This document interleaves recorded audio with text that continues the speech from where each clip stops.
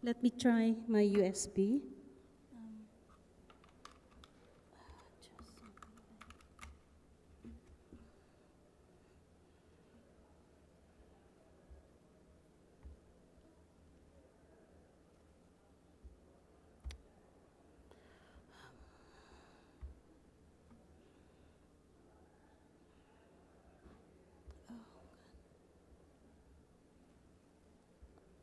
Ako loud sa mat.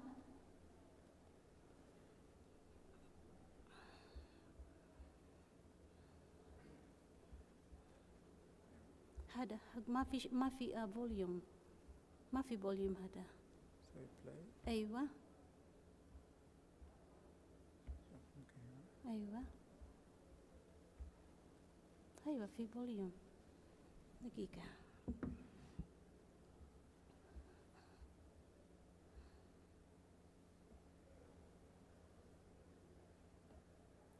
ما في فوليوم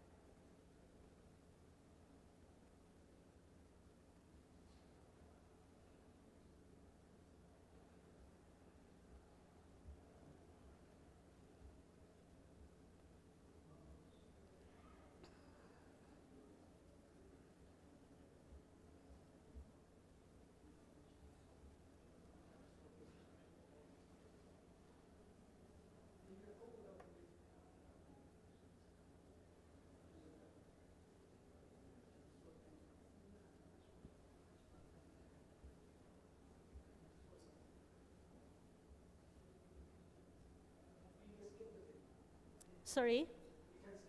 All right, okay.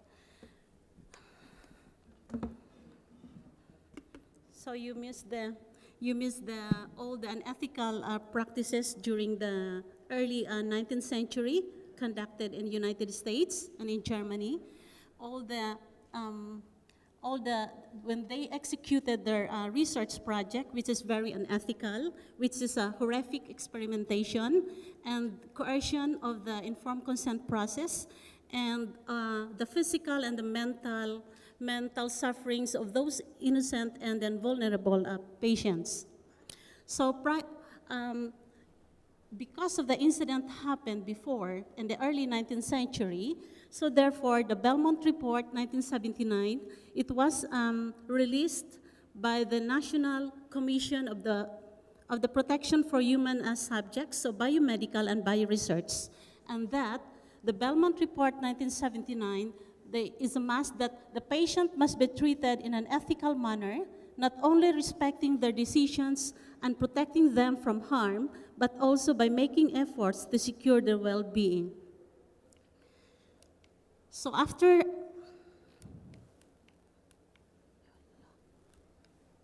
they don't want me to present what happened. See? Because it's work here.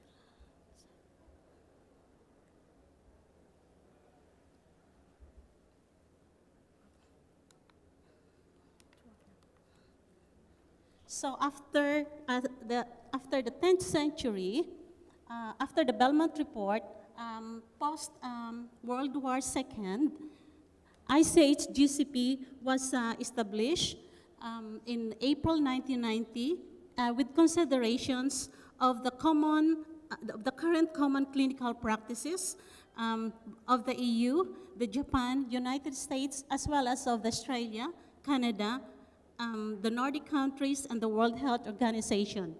So ICH GCP is an international conference on harmonization of good clinical practice, which is harmonized in April 1990. And it is an international, ethical, and scientific quality standard for designing, conducting, recording, and reporting trials that involve the participation of human subjects. So the important is the right safety and well-being of trial subjects are protected. The result must be on credible data, and it must be consistent with the Declaration of Helsinki.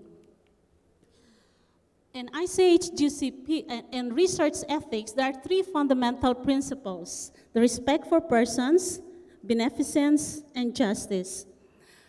Overall, the bottom line is the bottom line of principles of research ethics is to protect the human participants, that the research must be scientifically. The research must benefit the scientific community, and the common public. And it must ensure that to examine that the scientific activities must be ethically soundness by looking after the issues such as the management of risk, protection of confidentiality, and informed consent of the subjects. Beneficent respect for persons. As a scientific researchers, each person has the right and capability to make their own decisions. And beneficence is the Latin word, came from the Latin word to do harm, not to do harm.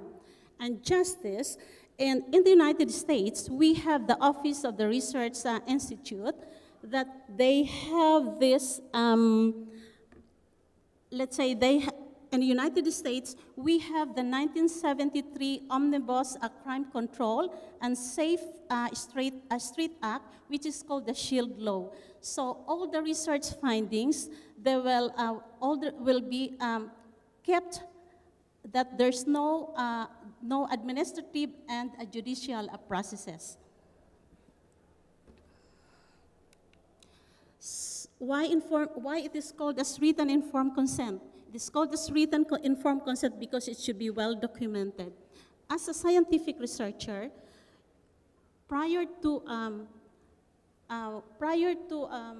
asking the patient to write informed consent, what are you going to do? So first of all, it is a process by which a subject voluntarily confirms his or her willingness to participate in a particular trial or research study after having been informed of all aspects of the trial that are relevant to subject's decision to participate. So what are those informations that you are going to tell the patients? What is the study all about? And why this study is being done? How many people will take part in the study? So the sample size or the target population. So what will happen to the patient if he did not take or she did not take part of the study? And you have to explain also what are the responsibilities of the patients, of the enrolled subjects. So example, the safety parameters from the screening to the baseline to the end of the final visit. Explain also during the study what are those procedures to be done and the treatment plan. You have to tell also the patient when can they stop the study. They can withdraw anytime without a sort of penalty upon signing of the informed consent. You have to explain also what are the benefits in taking part of the study. Is there a benefits? And what are the risks in participating in the study? And what other choices if the enrolled subjects withdraw from the study? Are the medical condition will be compromised or not? And what are the costs of taking part of the study? You have to explain very well. And what happens if they injured because of taking part of the study? So what are the rights as a study participant? This is one of the example prior to consenting the subjects. And as outlined in the Belmont report, the purpose of informed consent is to provide potential participants with information about the study so they can make an informed decision about whether or not to participate, and to provide enrolled research subjects with ongoing information so that they can decide to continue their participation. So, and in written informed consent, it's the principal investigator has the ultimate responsibility of the overall conduct of the study. We have also in the absence of the principal investigator, we have the co-investigators and other researchers, like the research coordinator or the research nurses. And also in written informed consent, that the right, safety, and well-being of the subjects are the most considerations and should prevail over interest of science and society, which was explained in ICH GCP Principles 2.2, Section 2, page 14. And perhaps also the best way to avoid ethical problems is to conduct using a method that does not compromise ethical standards. It should have scientific knowledge. The research must be legal, relevant, and necessary. And when you are consenting the subjects to the research, it's either the principal investigator or an individual authorized by the PI and approved by the IRB to obtain consent for the specific protocol. You cannot just ask your researcher to ask the patient to sign the consent. It should be approved by the IRB. In the IRB proposal, it was written there who are the team members, of the study. And say, for example, not only, even for a non-clinical trial study, as long as you have the study delegation log, say, as long as it's not an IMP involved, you can have the study delegation log even without the approval of the IRB. Just write there, write the name of your researcher, and it should be authorized, signed, and dated by the principal investigator. However, regardless who is obtaining consent, the PI is responsible to ensure that the correct procedure is carried out. And what are your responsibilities as a researcher? Ensure that the informed consent is the most current IRB-approved version of the study. When you ask the patient to sign the consent, it should be always the version, the correct version that's been approved by the IRB, and explain the details in such a way that the subject or LAR or the legally acceptable representative understand what it would be like to take part in the study. Provide a copy of the patient information sheet or the consent form to the subject or LAR in advance of the consent discussion, and encourage to take the written information home to consider the information and discuss the decision with their family members and others before making the decision. In conducting a clinical trial, it's not, you must have an ample time for the patient or the patient's representative to take home of the informed consent just to discuss with the family members and the friends and even their family doctors. So, and then take time to give them an ample time to decide whether to participate or not. And also ask the subject of the LAR questions to determine if they understand the information provided.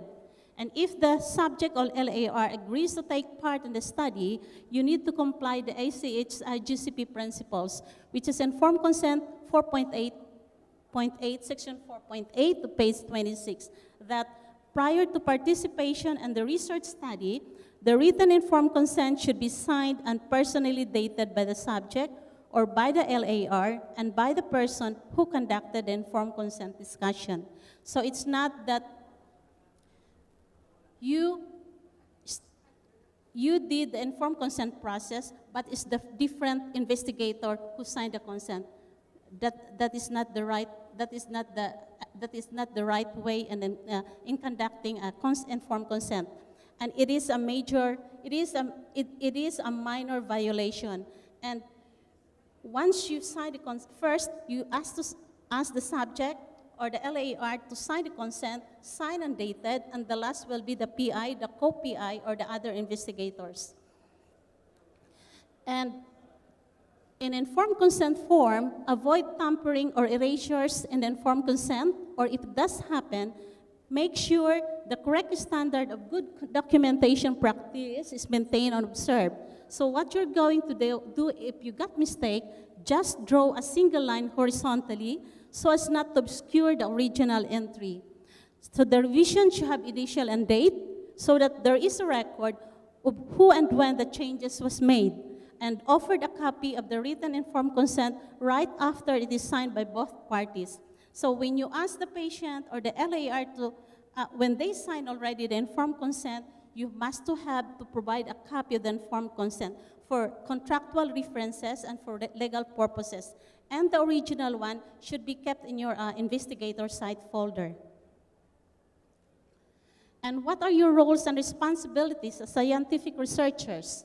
So prior to starting the clinical trials, the interventional or non-interventional or even initiated study, ensure that there is an IRB approval, granted favorable opinion, and the approval is only good for 1 year. And it's stated also in the approval letter. If it is clinical trial, must make sure that there is an SFDA approval. And prior to commencement of the trial, there must be a clinical trial agreement signed. And who will sign this CTA agreement? There are three important authorized representatives who will sign the CTA agreement. First, it should be on behalf of the sponsor is the CRO. Second, either the chief medical officer or the CEO of the institution. And the last is the principal investigator.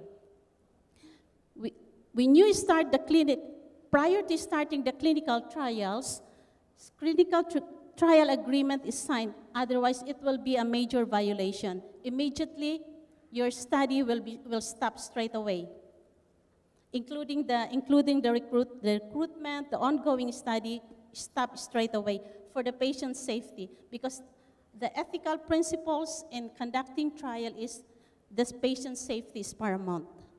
And the certificate of liability insurance, why this is very important? Because we are dealing with the human subjects. So a certificate of liability insurance, came from the sponsor who is sponsoring the clinical trials, and we have also the laboratory certificate accreditation. It should be very important because, it's not, but in clinical trials, laboratory certificate accreditation is very important because we have to deal with all the normal ranges of the laboratory, hematology, biochemistry, and the rest. Another responsibility is the financial disclosure agreement, 1572. This FDA, 1572, it should be only signed by the PI and the co-investigator. It's not the research nurses, it's not the data manager, the research coordinator, only the PI and the co-investigator. And after that, once it's all done, site initiation visit. Who will do the site initiation visit is the CRO, or the clinical research associate. During the site initiation visit, after all is done, including the feasibility study, so they will conduct all the site initiation visit, training, will conduct all the training about the study protocol. Case report forms, investigator site folder, they have to provide during the initiation visit. Make sure that you have everything. Make sure that you have all of this. Case report forms, investigator site folders, laboratory kits, investigational IMP. So you cannot recruit the patient without all of this, especially the IMP. So who is responsible for this is the research coordinator or the research nurses. Make sure that it is all available.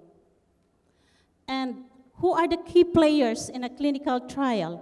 We have the CRA, the Clinical Research Associate, who is on behalf of the sponsor, he is monitoring the oversight of the study. We have the patient, the ethics committee, the sponsor, regulatory authorities, and the investigator. These are the key players in a clinical trial. And why we have all of this? So our main purpose is the right safety and well-being of the trial subjects. So when you conduct the research, especially for clinical trials, make sure that you you have the moral obligations for the patient. After the subjects that sign the written informed consent, the investigator, we have the medical monitor, the clinical trial pharmacist, the clinical research associate, and research nurses. They work hand in hand together. The research nurses will work, special example, patient was randomized to IMP or study drug. Then research nurses will work hand in hand with the clinical research associate. Even prior to randomization of the first subject, you, as a research nurse or as a clinical coordinator or as an investigator or co-investigator, you must ensure that you always communicate with the clinical research associate in case of any query, because especially for first randomization for first subject. CRA is expert and in dealing with the protocols, so always work hand in hand. And then the research nurses, once been randomized, the first 3 randomized with the IMP, the research nurses will communicate for the first 3 days what's going on with the subject. Because patient safety is very important. The first 3 days, then whatever, if there is an adverse event or any adverse reaction, straight away inform the investigator, inform the research associate. Investigator will communicate the research associate what happened to the patient for any SAE or suspected adverse event. Clinical research associate will communicate with the medical monitor.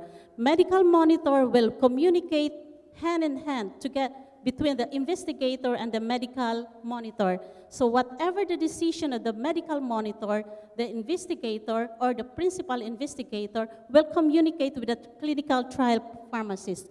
In case of SUSAR, the investigator, whatever the decision of the medical monitor, then investigator will communicate with the clinical trial pharmacist. Either they will do the unblinding. So that's why we have to work together. And for instance, I have a subject, I deal with 15 clinical trials in 4 years in London. So I have one clinical trials in ulcerative colitis, which is about cannabidiol. This cannabidiol is very, very good for ulcerative colitis. So from the baseline, I gave the cannabidiol. Cannabidiol is not 100% with THC. Cannabidiol, they will dry the cannabis in a 50 degrees centigrade, artificial dryer. Then after that, they will liquefy. After liquefaction, they will filter the THC and only 3 or 4% to make it as cannabidiol. So this is one of the projects for ulcerative colitis that I conducted, and it's very, very good for UC. It's not only Humira. Humira is #1 for UC. Cannabidiol is also, but a lot of side effects can that. That's why I always keep an eye with the subjects, investigator and the research subject, because as a clinical research coordinator, as a research nurses, this is your moral obligation. You must have a strong commitment when dealing with clinical trials for patient safety. And what is your responsibility for recording of data? First, CRF completion, the case report form. If you have the case report form, you have to complete legibly, because in the case of the trail, there's no query. All this CRF completion should be done either by the data manager or by the research nurses. Research nurses first will write the CRF, will complete all the CRF. It could be either manual or electronic. And then what about the data handling? Data handling, you must make sure that only the study team will handle this, the data, and it should be password protected. And what about this audit requirements? In clinical trials, non-investigated, non-interventional studies or investigator-initiated studies, for clinical trials, you must have to have sent an audit, a study progress report every 6 months. And after that, annually. Then we had the IRB will review, or the IRB will review, or the compliance coordinator will review what happens with the report as submitted by the principal investigator. But for the non-investigator or medical studies, you will just submit annual report, either study progress report, termination, or withdrawal, or completion or final study report. And the product accountability. So when you deal with clinical trials, as a clinical research coordinator, as an investigator, you must have to, what's this? The IMP should be well documented, not only the clinical trial pharmacist, as well as the research coordinator. So you have to make sure that you have the dosing instruction given to the patient, you have the diary as per study protocol, and you will ask the patient that when you come back for another scheduled visit to return back either the empty bottles, the empty packets, and the one which is not used. And you have to document properly. What about the management of files or the essential documents? Make sure that you have a regulatory binders. Make sure that everything is there, all the study protocol, the version, or even the superseded version of the protocol should be there. The investigator brochure should be there. Even the superseded version, you must file there. The original consent, the original informed consent must be there. Not the copy of the consent, but it should be the original. In case of SFDA audit, in case of IRB audit, and in case of sponsor audit as well. So everything was there, the CTA, the CRF, the consent, the study worksheets of the patient, all the questionnaires should be there, and other regulatory documents. In terms of GCP reporting standards, you need to make sure that you have to, every single bit, even the patient complains of headache, the minor headache or colds and cough, you always document adverse event. In the manual CRF or electronic, you always have to document. Even adverse event is very important for audit trail. And in adverse event is very important if it is related or unrelated to IMP. And you must have to have interim review, submit an interim review to the sponsor and to the IRB. This also includes the progress reports, which I mentioned a while ago, the final report, and the monitoring and audit reports. In terms of monitoring, make sure that the monitor, the CRA, or a random inspection from the IRB compliance coordinator, they will coordinate the research nurses or the research coordinator regarding the schedule, the date, and the time of their monitoring, review, and visit. So make sure that the investigator site folder are there, the CRF are there, all completions should be ready, the data collection sheets, these are all documented from the enrollment. For example, the first, second patients, they were enrolled already. So complete the screening visit, the inclusion-exclusion criteria, their screening, the baseline and randomization, and the visit one. So everything was there, and the CV of the principal investigator and other co-investigator. GCP certificate is very important as well. You cannot start your clinical trials without the GCP certificate.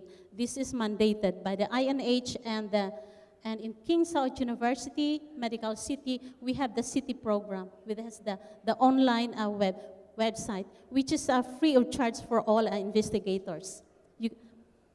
And all of this sponsors IRB, SFDA, and investigators. Recently, the SFDA conducted a random visit in King Saud University Medical City. So make sure that everything should be organized.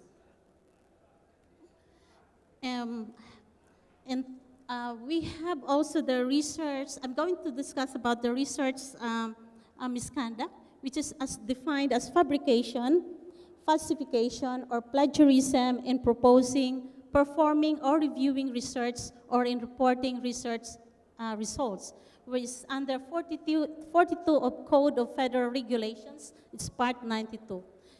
In terms of fabrication, falsification, or plagiarism, immediately, you can detect straight away. The IRB can detect straight away. How?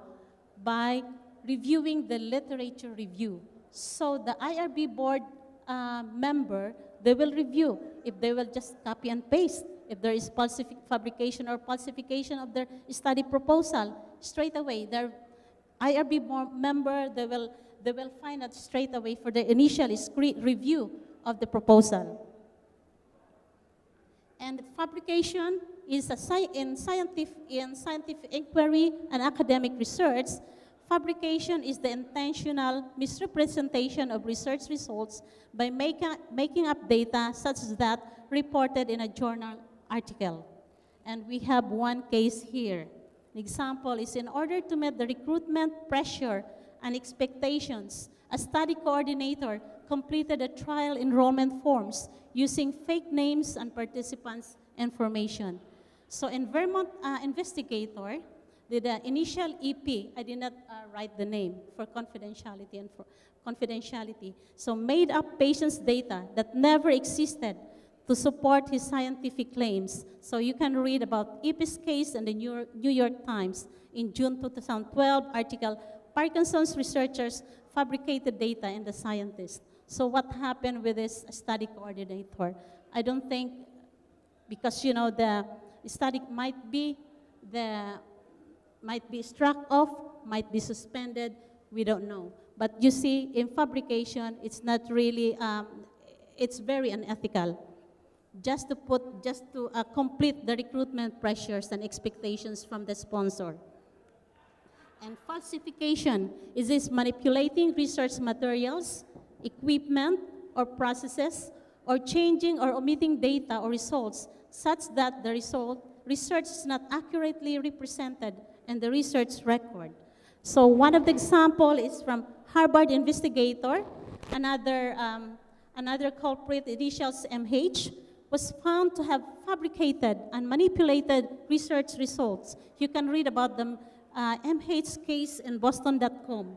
And the news article, Image Manipulation, CSI, Cell Biology, in Nature.com. And plagiarism, this is the appropriation of another person's ideas, processes, results, or words without giving appropriate credit, even 100%.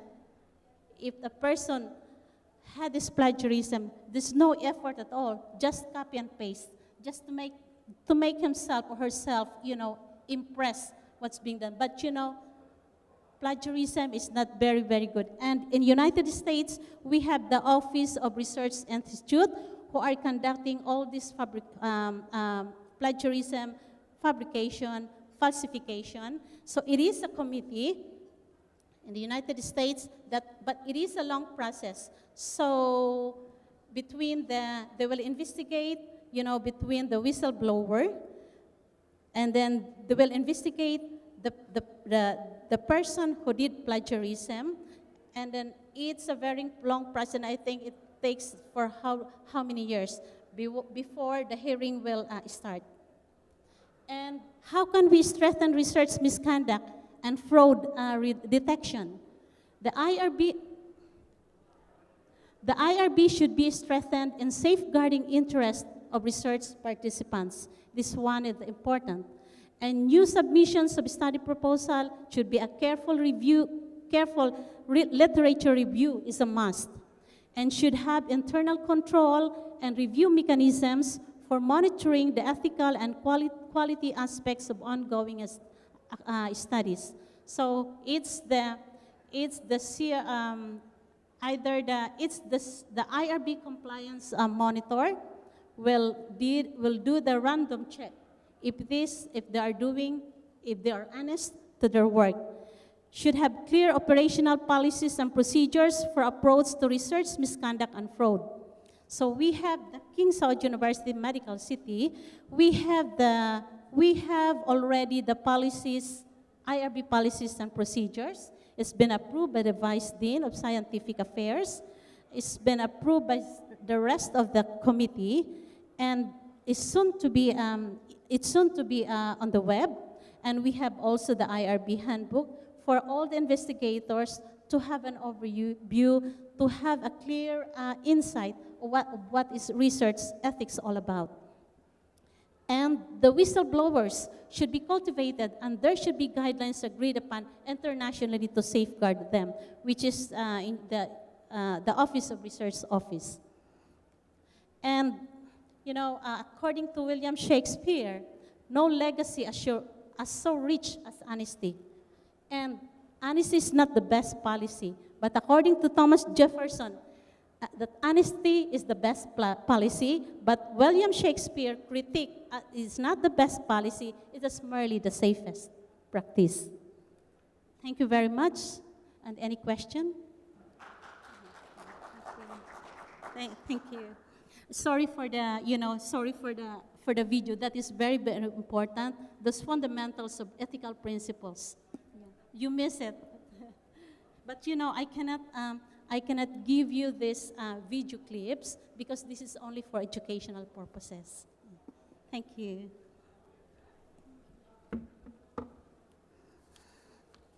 Thank you very much. Thank you very much, Ofelia.